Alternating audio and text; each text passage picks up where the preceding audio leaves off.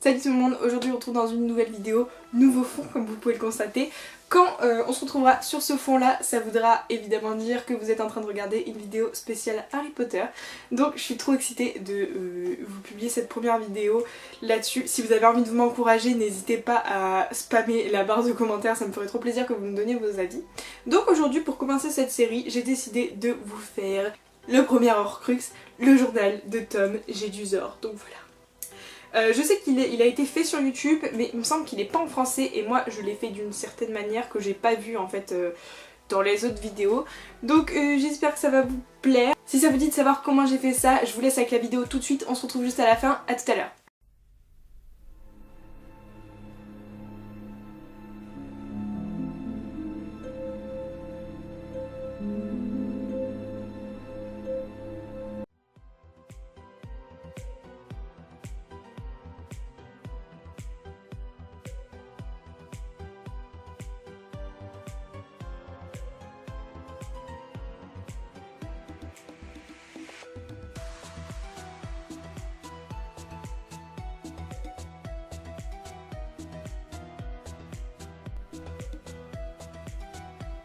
Tout le monde, alors on va venir prendre son petit sachet de thé qu'on va faire infuser dans de l'eau, tout simplement pour pouvoir vieillir les pages et leur donner de la texture en fait, les pages de notre journal, parce qu'il n'est pas tout neuf en fait, c'est un très vieux journal.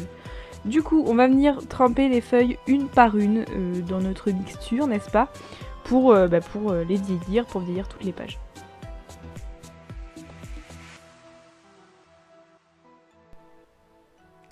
Quand c'est fini, on va venir mettre notre carnet de côté et on va passer aux angles en fait de notre carnet. Donc on va venir prendre du papier alu. J'ai décidé de faire ça parce que je trouvais que c'était accessible à tout le monde en fait. Vous pouvez le faire avec les objets de chez vous. Donc vous devez faire des rectangles de 7 sur 4 cm et demi à peu près. Hein. Franchement vous prenez pas la tête, c'est de toute façon après vous ajustez. Donc vous faites 4 papiers alu comme ça. Et ensuite on va venir les plier. Donc 2 fois dans la largeur, bon vous comprendrez 1000 fois mieux avec les images qu'avec ce que je vous dis, mais en gros ça va vous donner des petits...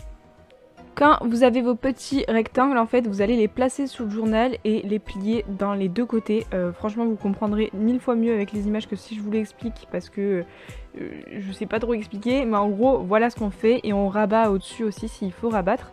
Et en fait ça va faire que... à l'arrière du journal, vous aurez la barre, en fait, je sais pas trop comment expliquer, mais comme pour le vrai journal. Donc ensuite, pour avoir la forme particulière, j'ai pris un modèle en fait sur internet et j'ai reproduit les angles, j'ai redessiné avec un stylo bic, donc ça marquait pas du tout le noir, hein, mais au moins ça me faisait une trace et du coup j'ai pu découper par-dessus. Donc quand vous découpez, vaut mieux essayer d'éviter de découper la partie du dos, parce qu'en fait après ça s'enfile, vous le verrez sur la vidéo. Voilà. Vous voyez, ça s'enfile. Du coup, il faut éviter de couper le dos, mais c'est relativement simple. Ensuite, on va venir prendre notre vernis doré pour vernir, en fait, c'est pour colorer notre petit angle. On va le laisser sécher. En attendant, si c'est pas sec, vous séchez votre carnet avec un sèche-cheveux, c'est ce que j'ai fait. Et là, ma caméra a coupé, j'avais filmé le moment en fait où je fais l'écriteau Tom Riddle. Jedusor et du coup je vous explique comment j'ai fait. Alors moi d'abord j'ai tracé en fait avec un stylo bic pour pouvoir avoir la typo etc et j'ai repassé avec un liner doré parce que mon stylo était nul, mais si vous avez un stylo ça marchera très bien. Donc après je vais remettre mon petit carnet dans son étui hein. Et puis évidemment on vient coller tous nos angles, donc je vous montre que je colle que 2 mais au dos faut les mettre aussi hein. Donc voilà, je viens coller mes angles très simplement.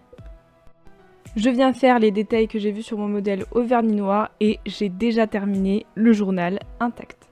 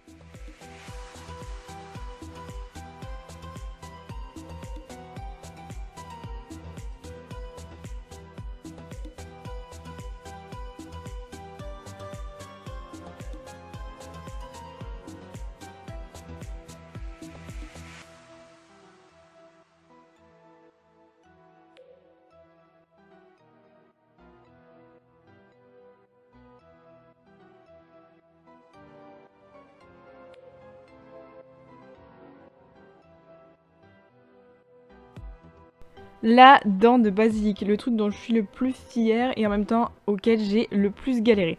Donc j'ai décidé de la faire en 3 parties. Vous avez la partie plus longue et courbée, donc c'est celle que je fais maintenant. Donc j'ai commencé par faire un boudin, j'ai aplati un petit peu un côté et pour le reste, là j'essaye d'étirer au maximum. Après, la deuxième partie, vous la verrez, c'est un petit peu comme le haut de la dent. Et la troisième, c'est la gencive. Mais on verra ça après. Donc là, je suis juste en train d'étirer ma dent. Je façonne pas trop là. J'étire juste pour avoir la longueur que je veux. Là, je suis en train de recouvrir un petit peu les trous qu'il y a parce qu'il faut pas les laisser se former parce que sinon ça se fissure et c'est le bordel parce que ça casse en fait.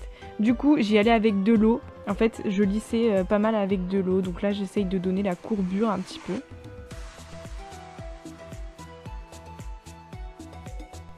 Là, je donne un petit peu la forme en aplatissant un petit peu les angles en fait, parce qu'il n'est pas censé y avoir des angles.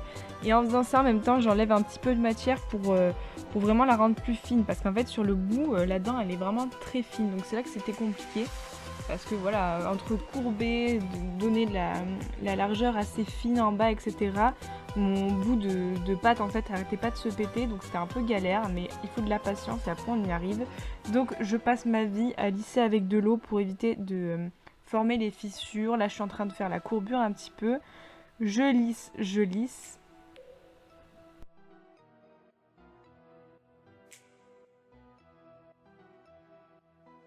Et à force de lisser et d'affiner, on arrive à peu près à ce résultat là. Donc pour l'instant je vais le laisser de côté pour que ça sèche, parce que ça sèche à l'air en fait. Et je vais m'attaquer à la deuxième partie, donc c'est le haut de la dent slash gencive, je sais pas trop, c'est la partie noire en fait sur la dent du basilic. Donc j'essaye de faire un petit ovale et en fait sur cette partie là, il y a des genres de cratères, de petits... c'est très irrégulier mais en même temps c'est vachement précis. Donc pareil, j'ai galéré à le faire.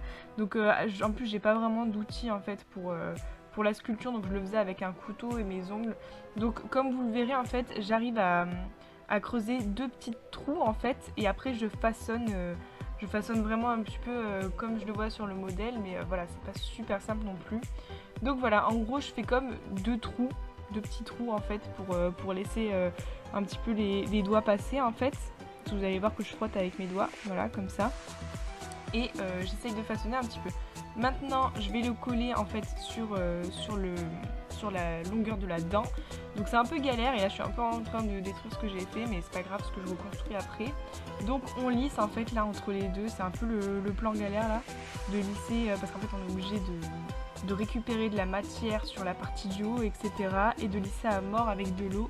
Mais c'est vachement faisable, hein. Je pense que c'est moins galère de faire en plusieurs parties que de faire tout d'un coup et où là où ça se pèterait tout le temps quoi. Donc voilà.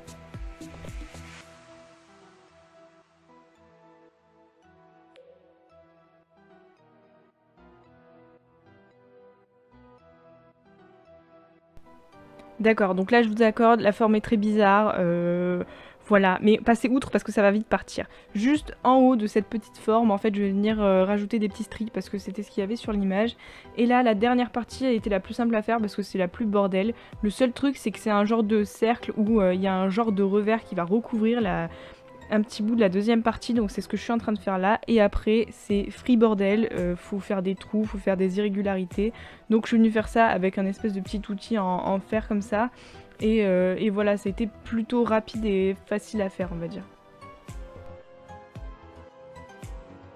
Bon, jusque là c'était facile, mais maintenant faut raccorder, donc on déconne plus. Donc là c'est la même galère, pour raccorder c'est toujours un peu compliqué, mais je maintiens que c'est sûrement moins compliqué que de faire tout d'un coup. Donc je prends mon mal en patience et je raccorde. Ensuite on passe à la couleur, donc je vais venir un peu créer ma couleur. Si vous voyez sur l'image à la base, c'est un espèce de beige mais plutôt froid, donc je vais rajouter une pointe de vert, vous allez le voir à l'écran. Et je pense que la couleur est plutôt fidèle à ce moment-là, donc de cette couleur-là, on doit colorer le bas de la dent et le haut aussi, un petit peu comme ça. Donc c'est ce que je vais venir faire. Ici, je vais venir peindre le bas de la dent en cette couleur. Maintenant, je m'attaque au noir de la gencive. Alors j'appelle ça la gencive, mais très honnêtement, je sais pas si c'est ça ou la partie du dessus. Mais bref, cette partie-là, en fait, c'est un noir, donc c'est notre deuxième petite sculpture de tout à l'heure.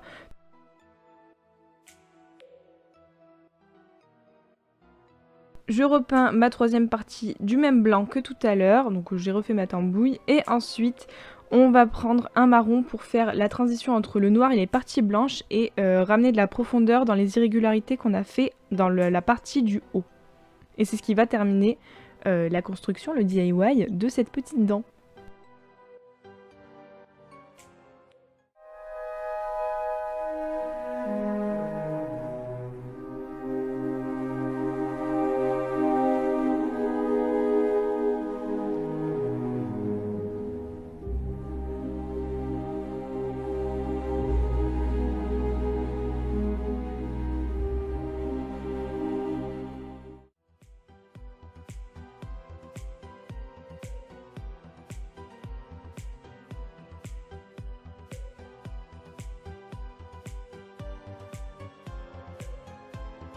On passe à l'Horcrux détruit, donc il vous suffit donc de faire un petit point de marquage en fait de là où vous voulez faire transpercer votre dent de basilic, et ensuite vous allez juste passer au cutter vraiment pour le détruire en fait, pour faire un espèce de gros trou qui va transpercer tout votre journal. Donc pour la couverture je vous recommande de faire super attention, moi c'est ce que j'ai fait, à ce que le trou soit pas trop grand pour la dent en fait, que ça ballotte pas en fait dans le journal, ce serait dommage.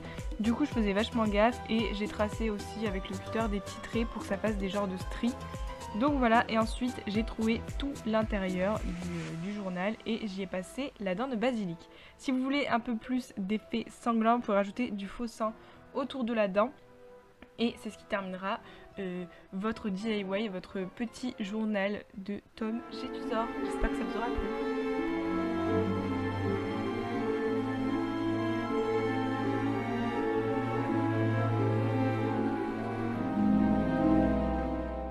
Et voilà tout le monde, cette vidéo est terminée, j'espère que ça vous aura plu. Si c'est le cas, n'hésitez pas à vous manifester dans les pouces, dans les commentaires, surtout ça me ferait trop plaisir de voir vos retours.